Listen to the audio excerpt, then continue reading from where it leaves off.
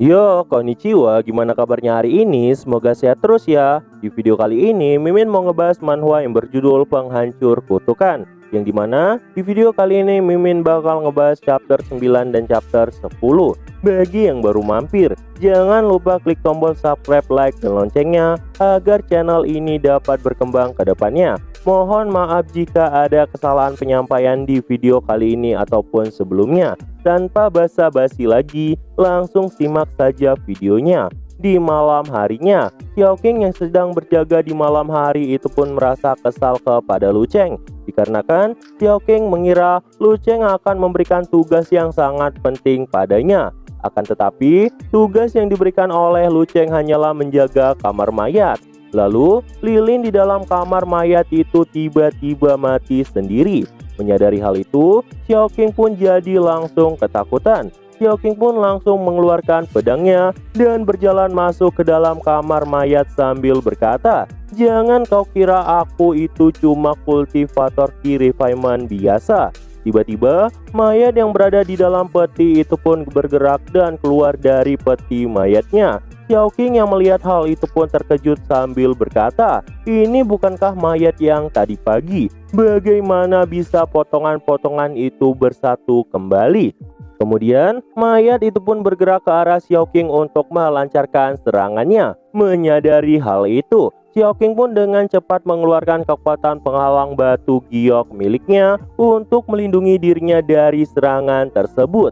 Akan tetapi, hal itu tuh percuma. Serangan dari mayat itu pun berhasil menghancurkan pertahanan dari Xiaoqing hanya dengan satu serangan. Xiaoqing pun langsung bergerak mundur untuk menjaga jaraknya. Melihat pertahanannya yang berhasil dihancurkan oleh mayat itu, Xiaoqing pun kemudian berkata, "Xiao, orang ini setidaknya memiliki pondasi dasar." Kemudian, mayat itu pun kembali melancarkan serangannya ke arah Xiaoqing. Melihat hal itu, Xiaoqing pun langsung menggunakan teknik pedang giok miliknya dan bergerak maju ke arah mayat itu. Pada saat pertarungan itu berlangsung, tiba-tiba terjadi ledakan di sana dan Xiaoqing pun terpental keluar dari ruang kamar mayat itu. Lu Cheng pun dengan cepat datang dan menyelamatkan Xiaoqing. Lalu Lu Cheng pun bertanya, "Bukankah aku sudah bilang untuk mematahkan mantra di sana dan meminta bantuan jika kau tidak bisa mengatasinya?" Mendengar perkataan dari Lu Cheng, Xiaoqing pun menjawab, "Dia masih tahap fondasi. Aku bisa mengatasinya sendiri." Lalu, mayat tadi pun berjalan keluar dari kamar mayat itu. Melihat itu, Lu Cheng pun dengan cepat datang menghampiri mayat itu dan melancarkan serangan ke mayat hidup itu. Mayat itu pun langsung kalah hanya dengan satu serangan dari Lu Cheng. Lalu, dari dalam kamar mayat, peti-peti yang lain pun ikut terbuka dan tubuh-tubuh mayat itu pun hidup kembali. Dan tiba-tiba muncullah aura hitam yang mengarah ke dalam tubuh mayat tersebut, yang kemudian aura itu pun langsung menyelimuti seluruh tubuh mayat itu. Lu Cheng dan Xiaoqing pun langsung memperhatikan kejadian itu dari kejauhan. Beberapa saat kemudian, aura itu pun memancar keluar sehingga bangunan kamar mayat itu pun menjadi hancur dan mayat-mayat yang diselimuti oleh aura hitam tadi pun menjadi bersatu. Melihat hal itu, Lu Cheng pun berkata, "Ini lebih merepotkan dari yang kukira." Xiaoqing pun bertanya pada Lu Cheng tentang apa yang sebenarnya terjadi. Lu Cheng pun menjawab bahwa yang ada di depan mereka itu adalah boneka mayat. Mayat itu dibuat menjadi boneka dengan cara khusus dan umumnya kurang kuat daripada mayat hidup. Akan tetapi, tahap pemurnian ki atau tahap fondasi tidak akan bisa menahan boneka mayat sebesar itu. Mendengar penjelasan dari Lu Cheng, Xiaoqing pun kembali bertanya, "Jadi kau sudah tahu semua ini, lalu kenapa kau menyuruhku untuk menjaganya?" Mendengar pertanyaan dari Xiaoqing, Lu Cheng pun mengeluarkan pedangnya sambil berkata, Xiaoqing tidak perlu khawatir karena Lu Cheng akan melindungi dirinya. Dan setelah mengatakan hal itu, Lu Cheng pun kembali berkata di dalam hati bahwa pada saat dirinya di pengasingan sekte, dia telah mempelajari hal ini saat dirinya menukar Immortal Stone dengan Sacred Fulgration Method. Pemotongan meridian dan fragmentasi Dantian pada mayat yang ditemukan pagi hari ini mirip dengan teknik refinement corpse. Bahkan, Heyu yang berada di tahap Yuanying tidak bisa melihat hal itu. Lu Cheng pun tidak menyangka jika mayat yang rusak dapat dibangkitkan kembali. Dan ada lebih dari 10 teknik rahasia yang dapat melakukan hal itu. Namun, hanya setengah dari mereka yang dapat digabungkan menjadi boneka mayat raksasa yang sebanding dengan kultivasi Golden Core. Lu Cheng pun kemudian berpikir dirinya perlu untuk mencari tahu lebih banyak metode seperti apa itu.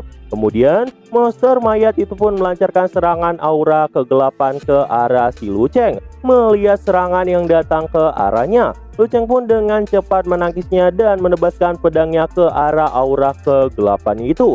Lalu, monster itu juga melancarkan serangannya ke arah Xiao King. Menyadari hal itu, Lu Cheng pun dengan cepat bergerak melindungi Xiao King. Pada saat menahan serangan dari mayat itu, Lu Cheng menyadari bahwa serangan itu merupakan elemen air. Mendengar keributan itu, Heyu Song Yuan beserta murid lain pun datang ke tempat Lu Cheng. Xiu pun langsung menanyakan keadaan dari Lu Cheng yang sedang bertarung itu. Tianlin yang melihat keberadaan monster mayat itu terkejut sambil berkata, "Apa yang terjadi di sini?" Song Yuan juga berkata sambil mengeluarkan teknik dari tangannya. Bagaimana bisa sekte Swanswiku diserang oleh iblis jahat seperti itu? Dan setelah mengatakan hal itu, Song Yuan pun langsung mencoba melancarkan serangannya ke arah monster mayat itu. Melihat hal itu, Lu Cheng pun kemudian berkata, "Tidak, hentikan dia." Heyu yang berada di sebelah Song Yuan itu pun langsung menghentikan serangan itu dari tangannya. Song Yuan pun jadi kebingungan dan bertanya pada Lu Cheng, "Patriark, apa maksudnya semua ini?" Lu Cheng pun kemudian menjawab, "Master Song jelas tahu boneka mayat ini berada di tingkat Golden Core. Kenapa kau perlu menggunakan kekuatan tingkat Nestian Soul dengan gerakan seperti itu? Aku khawatir tidak akan ada petunjuk yang tersisa pada boneka mayat ini." Mendengar jawaban dari Lu Cheng, Song Yuan pun kemudian berkata bahwa dirinya itu khawatir dengan keselamatan dari Lu Cheng. Jadi dirinya pun mencoba menyerang monster itu dengan kekuatan penuhnya. Mendengar hal itu, Lu Cheng pun kemudian berkata Song Yuan tidak perlu mengkhawatirkan hal itu, dikarenakan Lu Cheng memiliki rencananya sendiri untuk berurusan dengan boneka mayat itu. Dan setelah mengatakan hal itu, Lu Cheng pun memberikan perintah kepada Heyu dengan berkata, "Master Ye, berikan kejutan untuk sialan ini." Dan setelah mengatakan hal itu, Lu Cheng pun langsung bergerak maju ke arah boneka mayat itu. Melihat kedatangan dari Lu Cheng, boneka mayat itu pun langsung melancarkan serangannya. Tapi Lu Cheng dengan cepat menghindari serangan boneka mayat itu dengan melompat ke arah atas. Kemudian melancarkan tebasan pedangnya ke bagian kepala boneka mayat itu.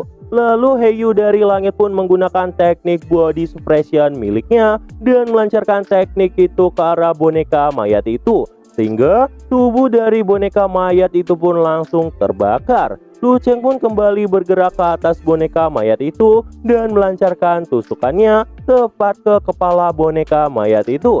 Dan setelah menusukkan pedangnya, Lu Cheng pun langsung menggunakan teknik pemurnian Tribulation dan seketika dari langit pun muncul petir yang mengarah ke pedangnya. Boneka mayat yang terkena serangan itu pun langsung berteriak kesakitan, sehingga aura kegelapan dari dalam dirinya itu pun keluar.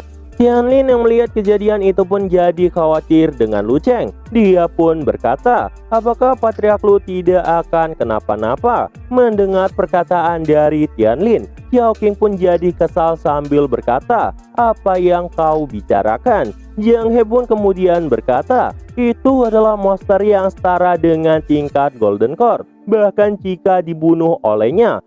Mendengar perkataan itu, Xiu pun kemudian berkata, "Jika itu saudara Lu, dia pasti akan baik-baik aja." Kemudian, di dalam aura kegelapan boneka mayat itu, Lu Cheng pun mengangkat pedangnya dan menebaskan pedangnya ke arah boneka monster itu, sehingga monster boneka itu pun terpotong-potong menjadi beberapa bagian. Melihat hal itu, Tianlin pun terkejut sambil berkata, patriark Lu itu sangat kuat. Song Yuan pun kemudian datang menghampiri Lu Cheng sambil berkata, selamat untuk patriark Lu. Anda masih muda dan juga sangat kuat. Aku punya mata, tapi gagal melihat gunung Taihan. Mendengar hal itu, Lu Cheng pun kemudian berkata, Master Song, kau memiliki mata yang sempit. Apa kau kira aku hanya ingin mendengar bualan yang tidak berarti ini? Aku sudah tahu bagaimana boneka mayat itu dibuat.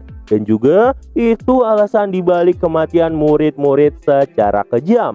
Mendengar perkataan dari Lu Cheng, Tianlin yang terkejut itu pun kemudian berkata, patriark Lu, tolong jelaskan semuanya. Melihat ekspresi dari Tianlin, Lu Cheng pun berkata di dalam hati, dia sangat agresif. Bahkan sebelum jamuan makan, dia tidak mematuhi instruksi dari Song Yuan. Dan jika itu benar, setelah memikirkan hal itu, Lu Cheng pun menjawab perkataan dari Tianlin tadi. Seharusnya kau sudah mengetahui semuanya. Mendengar hal itu, Tianlin pun bertanya dengan nada khawatir, kenapa patriark Lu berbicara seperti itu? Lu Cheng pun menjawab, apa yang disebut dengan violet death tampaknya merupakan kesalahan dalam kultivasi, tetapi itu bukan kecelakaan. Karena teknik yang seolah-olah menjalankan ki sejati juga bisa menjadi cara untuk mengorbankan orang yang hidup menjadi senjata magis. Teknik ini menghasilkan ki khusus yang mengalir di sepanjang meridian. Itu akan mengubah tubuh praktisi, menyerap darah, tulang, dan sumsum. Darah praktisi dan ki sejati akan terkonsentrasi di dalam dantian. Itu akan membentuk inti darah yang akan berfungsi sebagai inti boneka. Dan ketika energi inti darah mencapai batasnya, itu akan meledak keluar dari lubang dan membunuh orang itu. Inti darah ini pada dasarnya adalah senjata ajaib. Selama disuntikan ke dalam darah di dantian, itu selalu dapat digunakan untuk menggabungkan ke dalam tingkat boneka mayat itu. Dan mayat itu dibenah untuk menghilangkan inti dan menyembunyikan penyebab kematian yang sebenarnya. Mendengar perkataan dari Lu Cheng, orang-orang dari sekte Swanshui dan rekan Lu Cheng itu pun terkejut. Heyu pun kemudian berkata di dalam hati, dia bukanlah orang biasa. Bagaimana dia bisa tahu hal seperti itu meskipun dia berada di tahap foundation cultivation? Lalu Lu Cheng pun kembali berkata, alasan kau begitu khawatir tentang hal ini itu karena kau juga berlatih seni bela diri seperti ini.